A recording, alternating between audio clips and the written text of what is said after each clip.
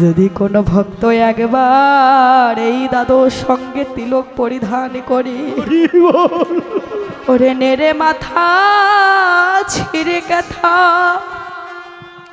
স্কন্ধে নামা বলি হাতে ভিক্ষার ঝুলি নিয়ে যেই ভক্তকে বলে সাজে সেজে পথে আসতে পারে, সেই ভক্ত তো ওই পথের পথিকের সন্ধান পায়। কেননা সকাল সকাল যদি পথে না আসি বাবা, ওই পথের পথিকের সন্ধান পাবো না। দেহটাকে যদি কৃষ্ণ সেবায় লাগাতে চাও, তাহলে দেহটাকে সুন্দর করে সাজাও। জানে না কখন কোন দিন ভগবানের সেই নবম ছিদ্রের বাঁশিটি বেজে যাবে বাবা, তখন তো আর সাজার সময় পাবো না, তখন আর সাজার সময় পাবো না। তাই সময় থাকতে সাধন ভজন করতে হবে, সময় থাকতে সাজতে হবে। আমি যদি সকাল সকাল শ্যাম্পু আর সাবান নিয়ে সমুদ্রের পাড়ে গিয়ে বসে বসে ভাবি যতক্ষণ না সমুদ্র ঢেউ থামছে বাবা ততক্ষণ স্নান করব না, ততক্ষণ কি আমার আপনার স্নান করা হবে? হবে না। কেন না, জীবনে কখনো কোনো দিন সমুদ্র ঢেউ থামে না, আর আমার আপনার স্নান করাও হবে না। সময়ে গেলে সাধন ভজন হবে না, সময়ের সাধন সময়ে করতে হবে বাবা। শিশুকালে ভজে কৃষ্ণ পাইবার আসে, ওরে যৌবন কালে ভজে কৃষ্ণ আসে কি না আসে, আরে বৃদ্ধা কালে ভজে কৃষ্ণ কেবল জমের তরা, জমের তরা।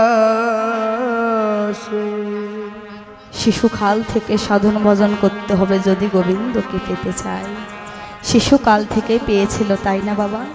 পেয়েছিল না ভক্ত প্রহ্লাদ, ধ্রুব মহারাজ। ভগবানকে পাওয়া তো মুখের কথা নয় বাবা, ভগবানকে পেতে গেলে অনেক দুঃখ জ্বালা যন্ত্রণা কষ্ট সহ্য করতে হয়। যেই কেবলে কষ্টের বোঝা, দুঃখের বোঝা, যন্ত্রণার বোঝা মাথায় লয়ে হাঁটতে পারে, সেই ভক্ত হাঁটতে হাঁটতে আর আমার চরণ প্রান্তে পৌঁছাতে হয় না। আমি ভগবানই সেই ভক্তের চরণের দাস হয়ে যাই। আর ভগবান ঠিক পরীক্ষা করে ভক্তকে দেখবে, যেই ভক্ত যত বেশি কষ্ট সহ্য করতে পারে তাকে তত বেশি করে আরো কষ্ট দেয়। জগতে যে করে আমার আশ, করি তার আমি সর্বনাশ, যদিও না ছাড়ে পাশ, হই তারা বেদাসের উদাস। তার থেকে যে ভালোবাসার যে কাছের মানুষ, তার যে আপনজন, তার কাছ থেকে সর্বপ্রথমে তাকে ছিনিয়ে নেবে। নিচ্ছে না বাবা? কত ভালোবাসার স্বামীর কাছ থেকে ভালোবাসার স্ত্রীকে, ভালোবাসার পিতা মায়ের কাছ থেকে ভালোবাসার সন্তানকে, আবার কত ভালোবাসার সন্তানের কাছ থেকে ভালোবাসার পিতা মাতাকে, তার যে ভালোবাসার বস্তু তার কাছ থেকে ছিনিয়ে নেয়। এই যে আঘাত, এই যে অভাব, এই কষ্ট না থাকলে কেউ কোনোদিন আমরা ভগবানের কথা মনে করি না। যখন আনন্দে থাকি, যখন সুখে থাকি বাবা, তখন কি মনে পড়ে ভগবানের কথা? আমাদের কিন্তু মনে পড়ে না। যখন কষ্ট হয়, যখন দুঃখ হয়, যখন জ্বালা হয়, যখন যন্ত্রণা হয়, তখন শুধু গোবিন্দ দেখা দাও, গোবিন্দ দেখা দাও বলে কাঁদি।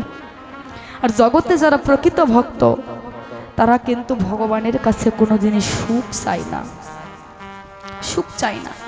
ভগবানকে বলে, গোবিন্দ হে, যত পারো তুমি আমাকে দুঃখ দাও, যত পারো তুমি আমাকে কষ্ট দাও, যত পারো তুমি আমাকে জ্বালা যন্ত্রণা দাও, কিন্তু জীবনে কখনো কোনোদিন আমার বদন থেকে তোমার নাম আমি কোনোদিন ভুলবো না। আমার বদন থেকে তোমার নাম ভুলবো না। তুমি আমায় জগতের মাঝে যা দিয়েছো, আমার বলতে যাদেরকে পাঠিয়েছো, তারা তো কেউ আমার জগতে আপন নয় গৌর হরি। যাদেরকে তুমি আমার করে পাঠিয়েছো, স্ত্রী বলো, পুত্র বলো, কন্যা বলো, পরিজন বলো, আত্মীয় বলো, স্বজন বলো, জগতে তারা তো কেউ আমারই আপন নয়। আপন যদি হয় একমাত্র তুমি গোবিন্দ, যেদিন আমার যাবার কালের বান্ধবে কেউ হবে না, যেদিন আমি ভব নদীর ঘাটে গিয়ে দাঁড়াবো, সেই দিন তুমি আমায় নিজে হাত ধরে পার করে দিও, হাত ধরে পার করে দিও। ভক্তরে তোমরা আমার আমার করিস মিছে, ওরে আমার বলতে কিছুই না,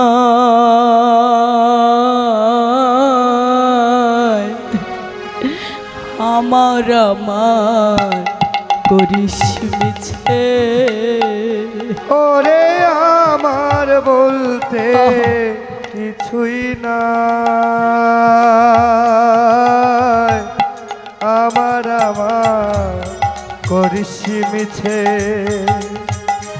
ওরে হরি বল, হরি বল। বলতে কিছুই না,